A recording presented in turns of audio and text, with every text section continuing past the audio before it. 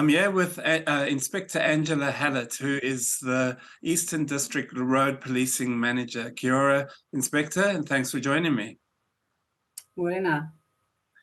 So now it's been this time of the year is always busy for police, and obviously our roads get busy. But we'll start off with the latest news. Recently, there was a media release from yourself about some illegal street racing that happened in Hawke's Bay. Can you tell us about this and what actually went down and where it happened? Okay, thank you for the opportunity to share what happened there. Last weekend we had an illegal street race event happen in Hawke's Bay. We were aware it was going to happen and did some planning around it. The group came to Hawke's Bay and had a presence in our cities on Saturday evening, a large gathering, over 200 vehicles. They travelled together, a bit of a convoy around the city. We were able to set up a large checkpoint and largely disrupt their activities. They were intent on doing some skidding and other illegal activities which would damage the road and cause risk to other road users. So yeah, we had a big operation in place to keep the roads safe and hopefully disrupt the activities, which I think we were pretty successful in doing. Is this a big problem, illegal street racing in Hawke's Bay? I think it's pretty consistent. It's happened over the years, and sometimes more so on the Thursday, Friday, Saturday nights. But the large gatherings like the one we saw last weekend, there's less of those, and we tend to find out about them in advance. The large gatherings where people come from across the country to have a big event. And the most concerning thing for me, anyway, of this thing was in the media release that you sent out. It said that this group, some in this group, used fireworks against police. That's quite concerning.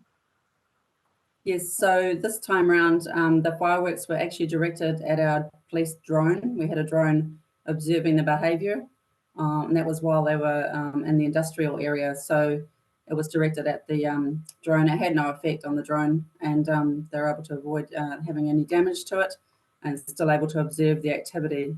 But it was a reasonably long period where fireworks were launched directly at the drone. We were able to carry on watching the activity and send our staff along at a point when it was safe to stop those vehicles leaving the area.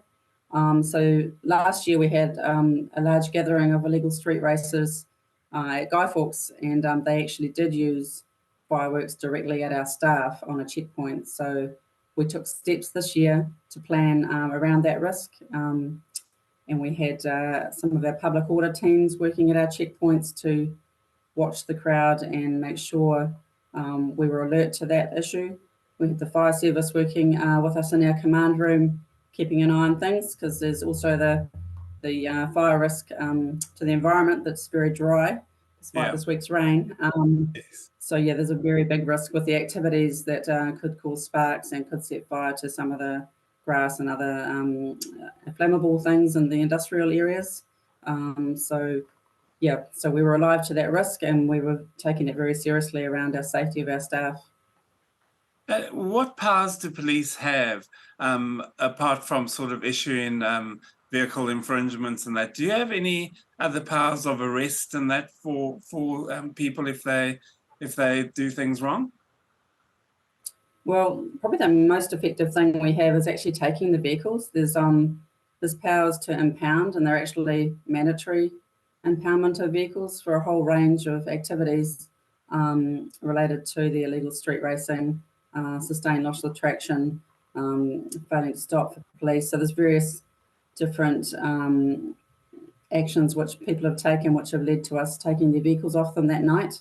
So that largely obviously stops them carrying on the activity that evening, and has a big impact on them because they don't have their vehicles for 28 days as a result of the activities. So that's sort of the most impactful way of dealing with the event as it occurs. Obviously, there's offences that some of the drivers committed or they're driving outside their conditions of their license. Some drivers were either unlicensed or suspended, disqualified drivers, or in fact over the legal limit for alcohol. So yeah, there's various different charges they face in court for that, most of which were summonsed. There's very few arrests actually made. That would be more if there was violence. On this occasion, we were very lucky that there was no violence targeted at our people. But yeah, very high risk behaviour to themselves through the activities they did. And how many vehicles were impounded on Saturday?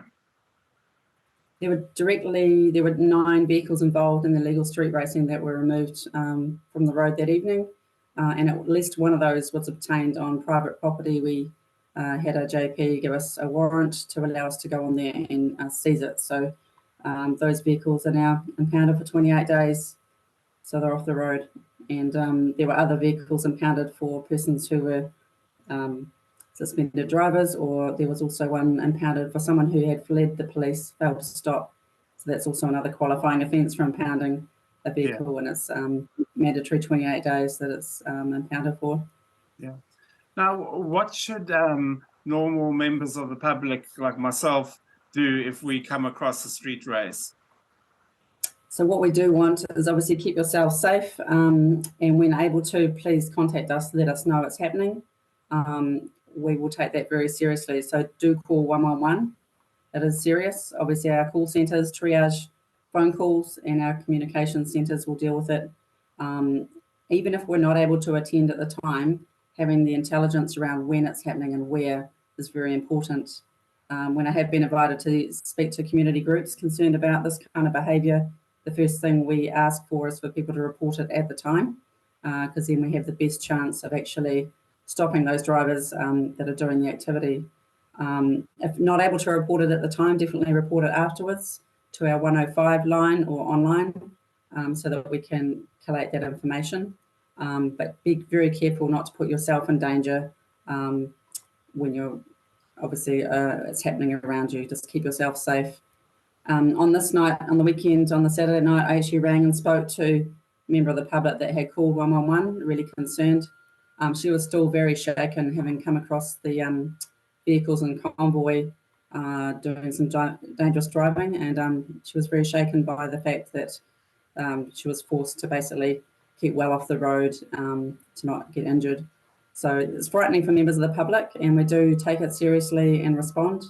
We were able to reassure those people who rang on the weekend that we were actually already there and dealing with the matter. So thank you for calling, and I continue to do so. Is this gang related, or is this a separate sort of section of society that is involved in this? It's a little bit complex. The groups involved sometimes do have gang members involved. This one on the weekend played out less so. So there are particular groups that use social media, and they have a bit of a following. And I won't give them notoriety by giving their name, yeah.